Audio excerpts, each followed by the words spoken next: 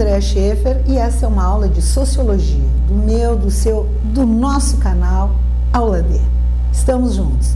E o assunto da aula de hoje, movimento feminista no Brasil. O assunto é sério, seríssimo. E eu começo essa aula dando um dado bem interessante. O maior movimento público, a maior ação pública, o maior movimento popular que já existiu na história da raça humana foi em 2013, no movimento chamado Primavera Árabe, onde no Cairo colocaram mais de 3 milhões de pessoas na rua, pedindo pela democracia, pedindo pelo fim da monarquia.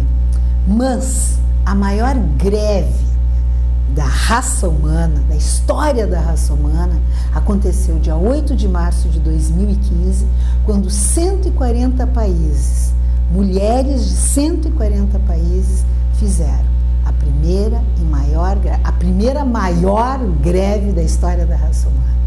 Coisa linda. Não dava para começar essa aula hoje sem fazer essa consideração. Vamos lá? Movimento feminista no Brasil. A história. No século XIX, as primeiras manifestações desafiavam o quê? Patriarcado colonial. O que é o patriarcado colonial? Patriarcado vem de pátria, o pai, o poder masculino. Que, como já fizemos reflexões na aula anterior, quando eu dou a introdução sobre o movimento feminista, a égide, o controle do macho sobre a fêmea na raça humana data de mais de 10 mil anos atrás. Eduardo Galeano tem uma frase que eu vou precisar utilizar agora. Nós, mulheres, somos os negros do mundo. A nossa opressão tem mais tempo do que a escravidão do povo negro. Esse patriarcado colonialista eram quem? Os homens brancos, bem-nascidos, donos de terra, donos do dinheiro no Brasil, que faziam com que este papel de submissão e subserviência fosse mantido nos rigores, inclusive com requintes moralistas e religiosos. Então, essas primeiras manifestações lá no século XIX desafiavam, porque era uma aberração uma mulher sozinha na rua. Uma mulher sozinha na rua pedindo por direitos era o fim do mundo. Patriarcado colonialista, a ordem conservadora, que determinava o que era o papel da mulher na sociedade naquele momento, e tudo isso embalado, numa dominação masculina.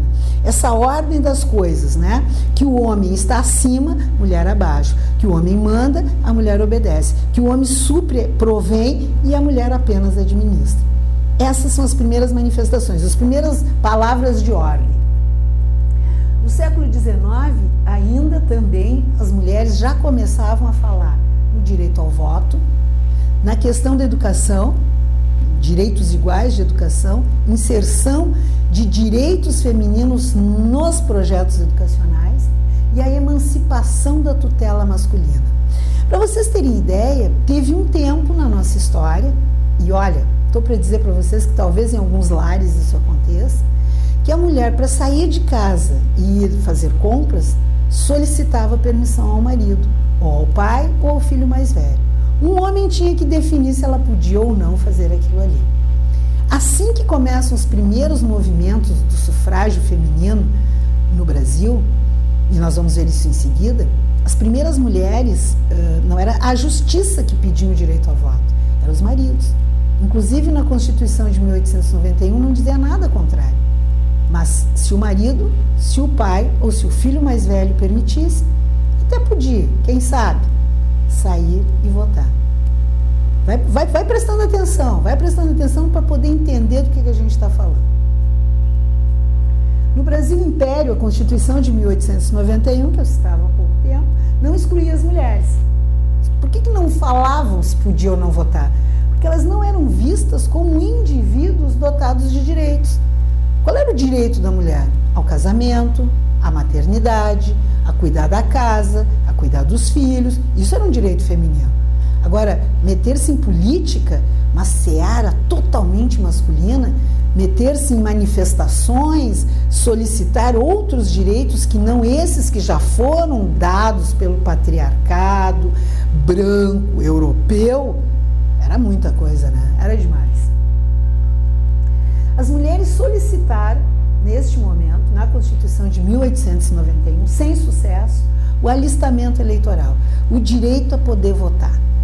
Né? Nesse momento era isso aí. Sabedores que eram os homens de que, se dessem o direito ao voto, estariam automaticamente dando direito a que elas pudessem ser votadas. E isso podia ser um perigo. O movimento feminista no Brasil no século XIX, né, durante a República, então na Constituição de 1889, que acaba o Império, agora nós temos uma República, inicialmente dava direito ao voto feminino, mas na versão final foi retirada. Não seria o caso.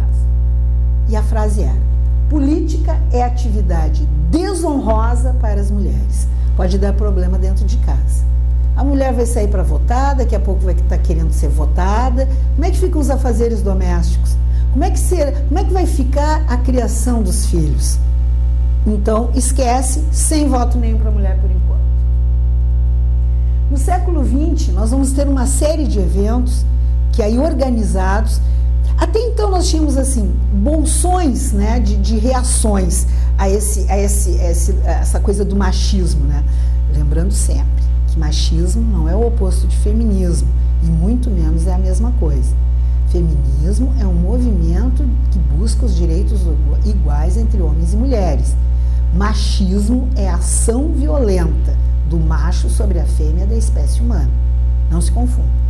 Então, essa coisa dessa opressão masculina, dessa determinação que o homem tem ainda, né, de que a mulher precisa de uma tutelagem, vai haver uma série de eventos no início do século XX que vai começar a mudar esse panorama. Lembrando sempre que a opressão existe até hoje. Até hoje existe. Nesse momento está acontecendo alguma coisa dentro de casa com uma mulher e esse agressor ou é o pai, ou é o marido, ou é o padrasto, é o filho ou é o irmão, na própria família. As greves de 1917, a luta das mulheres por emancipação cidadã começa a ganhar força. Secretárias no Rio de Janeiro param. Precisavam ter o quê? O que elas desejavam naquela época? Um horário mínimo de trabalho, que não existia. Um salário mínimo, que não existia. Condições de deixar os seus filhos em algum lugar para poderem trabalhar. Parece atual? Opa! Surge em 1922 o Partido Comunista Brasileiro e que vai regimentar, vai agregar, vai colocar dentro do seu bojo e das suas reivindicações, enquanto políticas partidárias, as questões femininas. Uma novidade, um partido que se encarregasse disso. Também acontece em 1922 um movimento sensacional que era a Semana de Arte Moderna. É o nosso movimento de contracultura. A contracultura, o que era esse movimento modernista?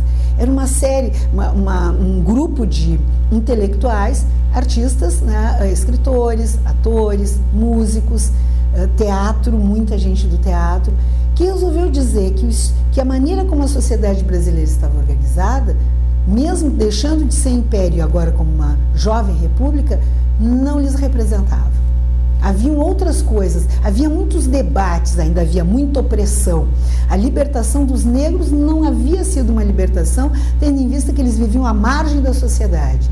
E a opressão às mulheres?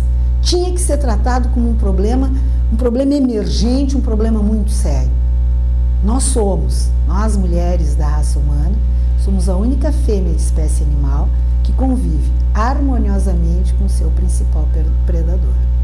E isso era muito sério para aquelas pessoas, entre eles muitas mulheres, neste movimento que se chamou Semana de Arte Moderna.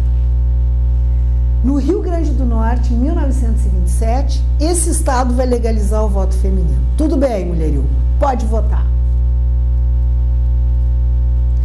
O Código Eleitoral de 1933, e esse Código Eleitoral estava em vias de ser acessível à Constituinte de 34 e deveria ter virado a Constituição de 38 se não fosse o golpe do Estado Novo, o golpe de Getúlio Vargas.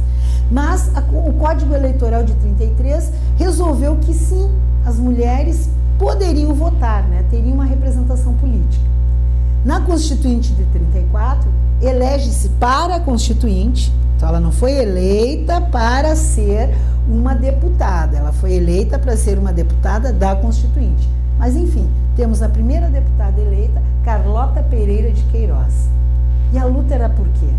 Por direitos políticos.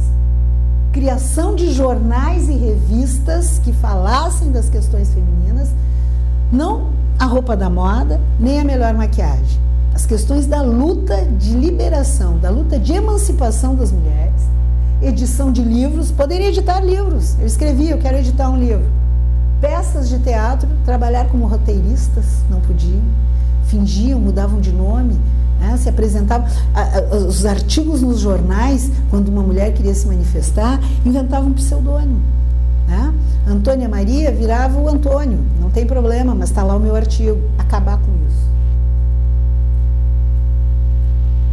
O movimento de mulheres livres começa, encontra eco dentro da Semana de Arte Moderna, um movimento de mulheres livres pensadoras. O que era isso? O que significava isso? Eu quero dizer o que eu penso e transformar isso em poesia, em crônica, em literatura, em letra de música. Eu quero ir para um sarau e poder declamar uma poesia. Eu quero poder andar sozinha, sem a tutela masculina, e participar de eventos em que a minha intelectualidade seja representada, sem que eu tenha que pedir permissão para ninguém e sem que eu seja vista como uma aberração. Esse era o movimento de mulheres livres pensadoras. E que se junta ao movimento de mulheres anarquistas que vão começar uma briga árdua por direitos trabalhistas, horário mínimo de trabalho, que aí tinha para algumas categorias, mas não era geral. E nestas categorias as masculinas eram privilegiadas. Já tinha nesse momento um salário desigual, que mantém-se até hoje, né? As mulheres ganham em média 15% menos do que os homens na mesma função, na mesma empresa e com a mesma qualificação. Então elas lutavam por direitos trabalhistas, lutas de classe, justiça social. Neste momento, por hora, era isso. Te aguardo na próxima, porque as aulas sobre o movimento feminista continuam. Presta atenção, criatura! Até mais!